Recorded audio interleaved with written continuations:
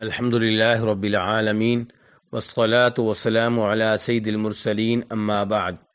ایک بھائی سوال کرتے ہیں کہ کیا قربانی کا گوشت یا صدقے کا مال کسی غیر مسلم کو دے سکتے ہیں؟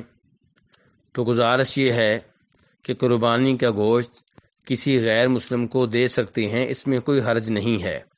شرط یہ ہے کہ وہ کوئی ایسا غیر مسلم نہ ہو جو مسلمانوں کے خلاف باقاعدہ طور پہ لڑ رہا ہو، اور ایسے صدقے کا مال کافروں کو دیا جا سکتا ہے۔ شرط یہ ہے کہ وہ صدقہ نفلی ہو، زکوٰۃ نہ ہو۔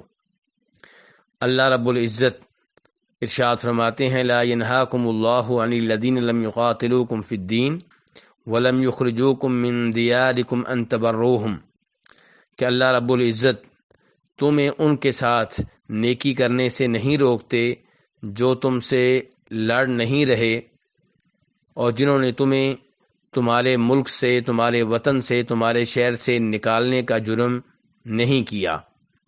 تو اس سے پتہ چلا کہ ایسے کافر جو مسلمانوں سے لڑائی نہ کر رہے ہوں، ان سے نیکی کرنا، ان سے اچھا سلوک کرنا، انہیں کوئی چیز دینا، اس میں کوئی حرج نہیں ہے۔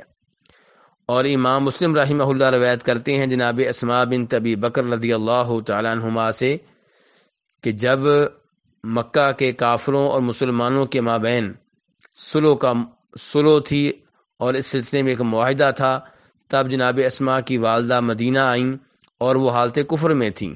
تو جناب اسماء نے نبی صلی اللہ علیہ وسلم سے سوال کیا کہ کیا میں ان سے اچھا سلوک کر سکتی ہوں؟ تو آپ نے فرمایا ہاں، ان سے اچھا سلوک کرو، یعنی کہ ان کی خدمت کرو۔ ایسے امام احمد رحمہ اللہ روایت کرتے ہیں کہ جناب عائشہ رضی اللہ عنہ کے پاس ایک یہودی عورت آئی اور ان سے سوال کیا تو جناب عائشہ نے اسے کچھ نہ کچھ دیا۔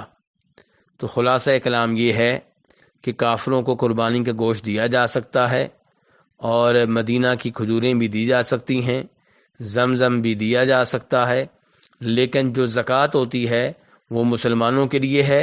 ہاں، زکوٰۃ ایسے کافر کو دی جا سکتی ہے جو مسلمان ہونا چاہ رہا ہو، جس کے مسلمان ہونے کی امید ہو۔ واللہ تعالی اعلم۔ دینی رہنمائی کے لیے ہمارے چینل کو سبسکرائب کر دیجئے اور گھنٹی کے نشان کو دبا دیجئے تاکہ آپ کو مزید قیمتی ویڈیوز ملتے رہیں۔ جزاک اللہ خیر۔